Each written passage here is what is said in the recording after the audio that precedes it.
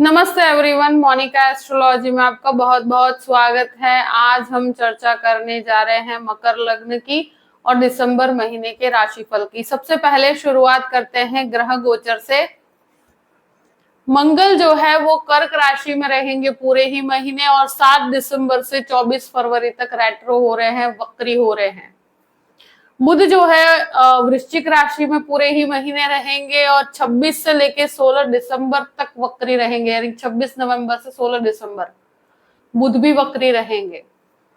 शुक्र जो है वो 2 से 28 तक मकर राशि के अंदर रहेंगे और सूर्य 15 तारीख तक वृश्चिक राशि में और 16 तारीख से धनु राशि के अंदर भ्रमण करना शुरू करेंगे। इस प्रकार से ग्रह गोचर है। सबसे पहले शुरुआत करते हैं आपके लग्न से। मकर लग्न और लग्न का स्वामी बनता है शनि और लग्न के अंदर ही शुक्र बैठे हैं। लग्न का स्वामी अब मार्गी हो चुका है और ये एक बहुत ही पॉजिटिव साइन है।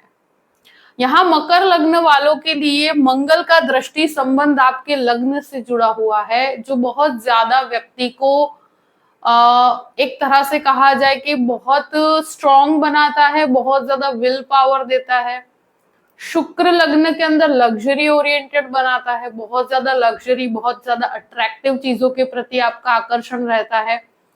शुक्र की वजह से इस महीने बहुत ज्यादा लग्जरी में इंटरेस्ट रहेगा, बहुत ज्यादा फैसिनेटिंग चीजें रहेगी आपकी लाइफ में, जो मतलब आसपास का एनवायरनमेंट इस प्रकार से होगा। मगर यही चीज है कि कार्यस्थल का स्वामी लग्न के अंदर है और शुक्र बनकर है, ये बहुत पॉजिटिव साइन है अगर आप बिजनेस कर रहे हैं तो। और ये कार्यस्थल में 2 तारीख के बाद मुझे लगता है कि बहुत ही सही समय रहेगा नए काम की शुरुआत के लिए भी, और अगर जॉब के अंदर है तो वहां पर भी बेनिफिट्स मिलेंगे 2 से 28 के बीच में। तो ये एक बहुत सही समय है, बहुत अच्छा समय है। आप अगर कोई भी नया काम शुरू करना चाहते हैं तो यहाँ पर आपको बहुत पॉजिटिव साइन मिलेगा और मुझे लगता है कि कार्य के अंदर भी आपके बहुत अच्छे रिजल्ट्स भी मिलेंगे आपको। द्वितीय स्थान की बात करते हैं। देखिए, द्वितीय स्थान में शनि है, मार्गी हो चुके हैं, मगर मंगल का दृष्टि संबंध इनके साथ जुड़ा हुआ है। तो यहाँ पर डेफिनेटली सेविंग्स के अंदर ग्रेजुअल रिजल्ट्स है। फैमिली में कोई भी विवाद है तो वहां पर आपको बहुत ही शांति से चीजों को रिजॉल्व करना है, क्योंकि मार्गी शनि है तो आप उसको बहुत ही मेच्योरिटी के साथ हैंडल भी कर पाएंगे। यहाँ पर मंगल के दृष्टि संबंध की वजह से कुछ ऐसी परिस्थितियां क्रिएट होगी कि जहां पर आपको रिएक्टिव नहीं होना है, ये चीज का आपको ध्यान रखना होगा। अब बात करते हैं आपके तृतीय स्थान की। तृतीय स्थान का स्वामी गुरु बनकर वक्र अवस्था में है और यहाँ राहु स्थित है, तो यहाँ ट्रैवलिंग से डेफिनेटली लाभ है।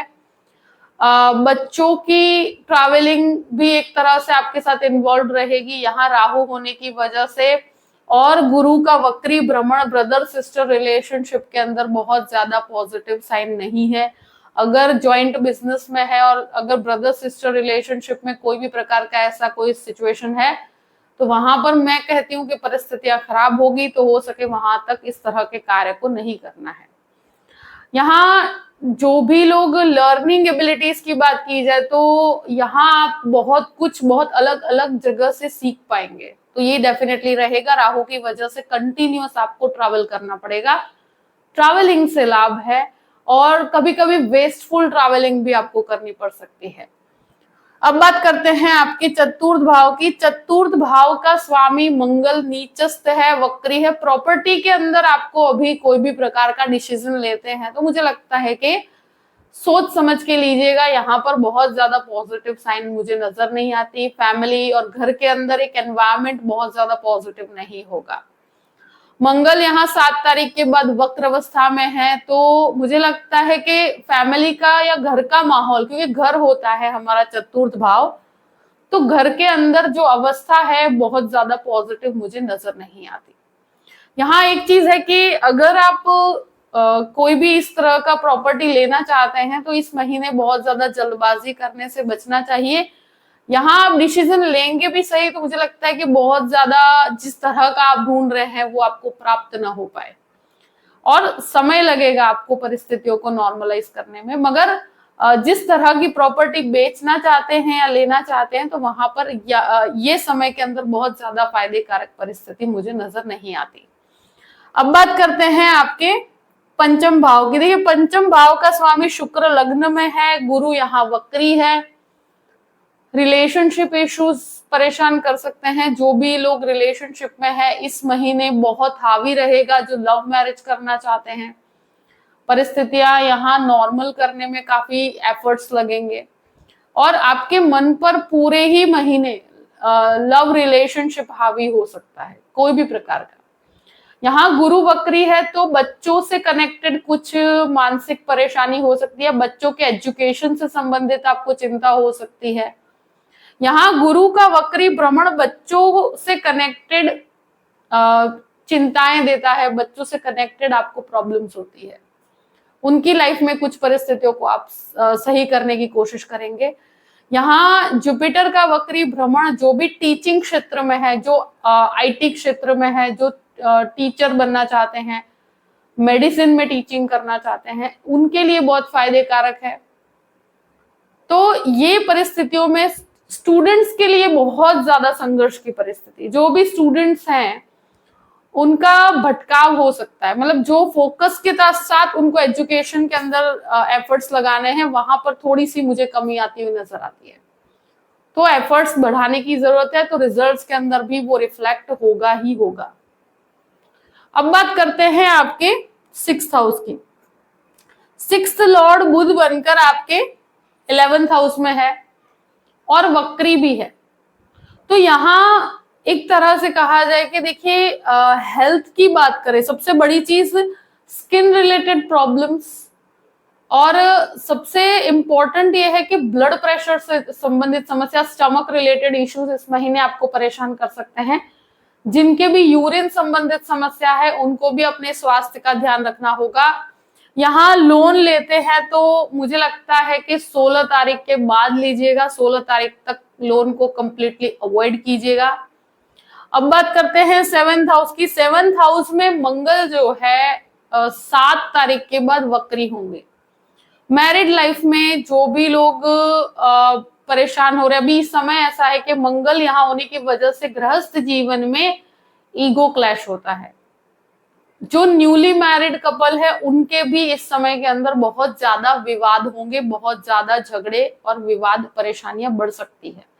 तो इस महीने का सबसे इंपॉर्टेंट फैक्टर रहेगा मैरिड लाइफ। मैरिड लाइफ में अनएक्सपेक्टेड, जो कहते हैं ना कि आपके झगड़े, अनएक्सपेक्टेड डिसएग्रीमेंट्स, अचानक से झगड़े होना, ईगो क्लैश होना, ये परिस्थिति 7 तारीख के बाद और भी ज्यादा बढ़ सकती है।